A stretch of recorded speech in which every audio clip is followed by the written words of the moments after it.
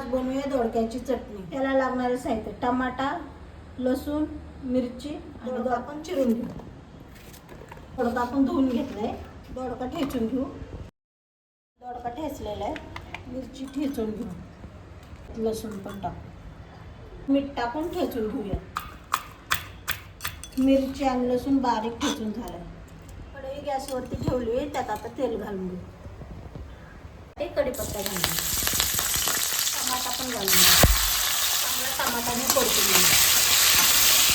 ठेचलेली मिरची आणि लसूण टाकून घेऊ, थोडी हळद घालून घेऊ, थोडंसं मीठ घालून घेऊ, त्यात ठेचलेला दोडका टाकू,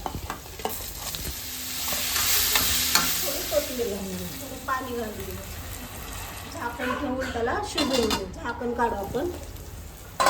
दोडक्याची चटणी तयार झाली आपली।